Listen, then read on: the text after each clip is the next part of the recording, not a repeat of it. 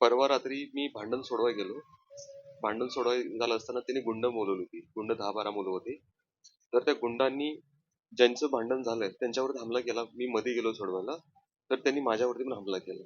आणि त्या शुक्लाकडे ना पिस्टल होता, तो खेचत होता आणि त्याची बायको बोलत होती, मारो मारो सबको मारो, किसी को जिंदा नहीं छोडणार. आणि ते गुंड एवढे बिंदास होते, डायरेक्ट वार करत होते. डायरेक्ट.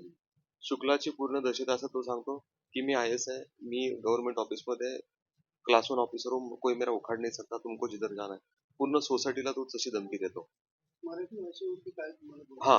नंतर त्यांचा ज्यावेळी वाद चालला होता त्यावेळी ते बोलले की तुम लोग मराठी ऐसा लोग हो, गंदे लोग हो, मच्छी खाते हो, मटन खाते हो, तुम लोग यहाँ पे कैसे आते हो.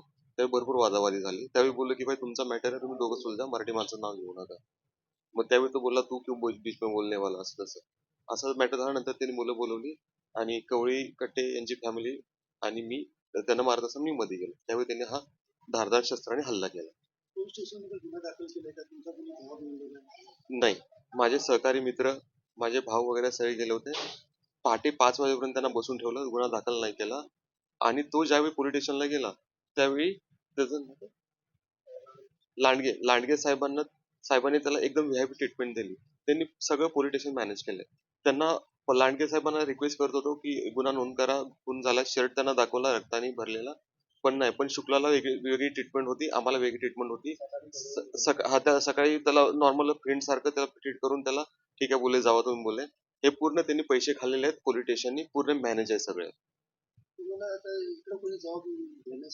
अजून नाही कोणी आलं इकडे. मुंबई, पुणे, नागपूर, मराठवाडा असो का विदर्भ, राजकीय, सामाजिक, शैक्षणिक क्षेत्र असो का क्रीडा, सर्वच घडामोडीचे विश्लेषण पाहायला विसरू नका. फक्त देशोन्नती न्यूजवर.